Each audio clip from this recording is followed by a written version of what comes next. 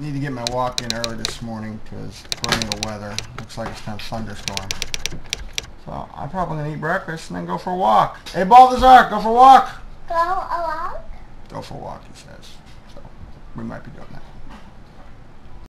Oh, book update. I finished a Scanner Darkly and now I'm reading Paper Towns by John Green. So doesn't mean I'm reading any faster or anything, but Scanner Darkly is just one of those books that just wasn't getting it, and it was just taking forever to gel in my head. And this one's better, and Balthazar wants to play with his DS. So.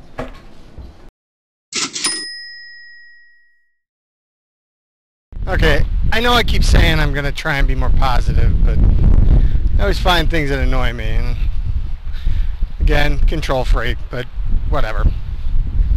My latest one is the use of the word bucket list. Now, not to say that it's my latest one, it's the one I'm talking about today. Because I was uploading videos this morning and came across the video about bucket list items and people posting videos where they're accomplishing things on their bucket list. That's fine, except for the one fact that the person posting these things wasn't 12 years old. So at first I thought, okay, well, maybe she's got a tragic disease or something, and I thought, okay, maybe that's why she's doing it, because that would just be terrible. I can't imagine anything worse than a child having to face mortality. She wasn't. She's just making a bucket list, because a bucket list is something you do before you die. You're 12. You've got at least 60 years ahead of you to take and achieve what you're putting on your bucket list.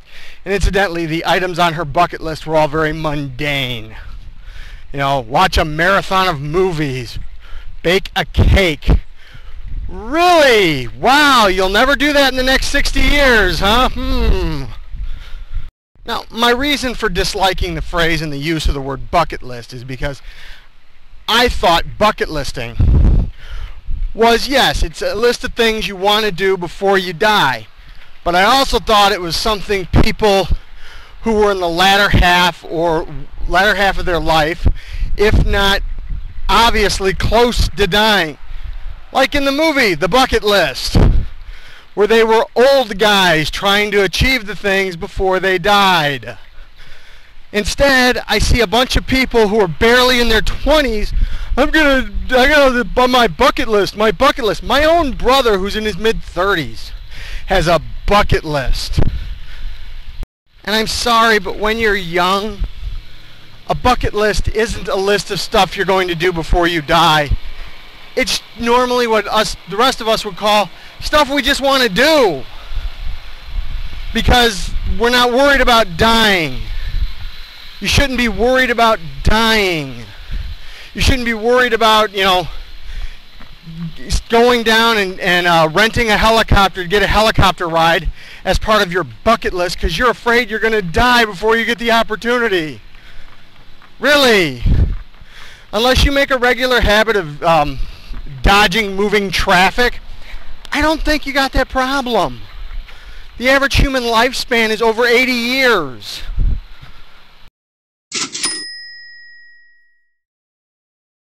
So barring tragedy or the unforeseen sudden end of the world, I think you're okay. I think you'll make it through life and get more than an ample opportunity to do all the things on your quote-unquote bucket list. Just stop calling it a bucket list. That's depressing. Really, I'm 42. I don't have a bucket list. I'm just living life.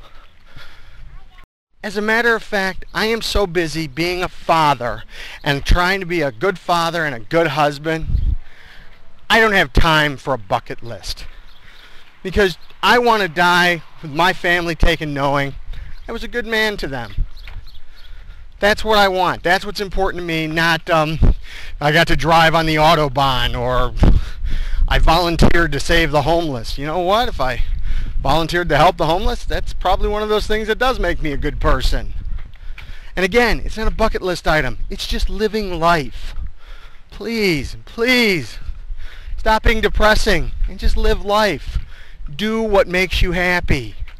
Stop worrying about doing what makes you happy before you die. Alright, maybe it's the before you die part that's really depressing me. You know why it depresses me? Because at 41, I came within a hair's breadth of having a heart attack. And the whole before you die thing seemed very, very real to me. I'm 42.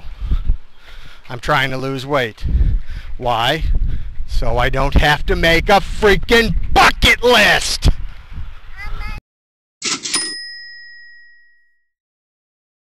Now, if you're still watching and that unpleasantry's out of the way, let's try to be a little more positive the rest of the day, shall we?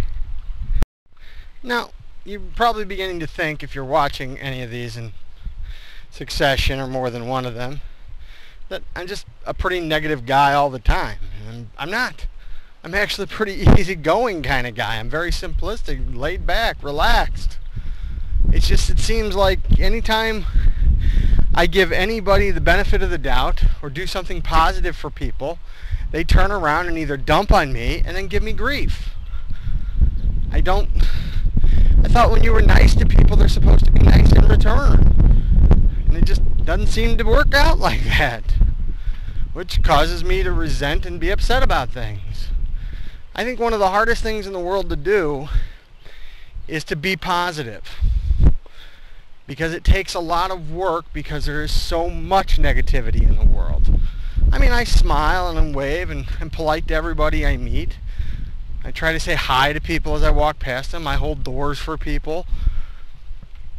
But, you know, when you hold the door or say hello to somebody and they glare at you like you've just done something wrong, it's hard to take and continue being a positive person, when even in the simplest things you're being treated like yesterday's garbage.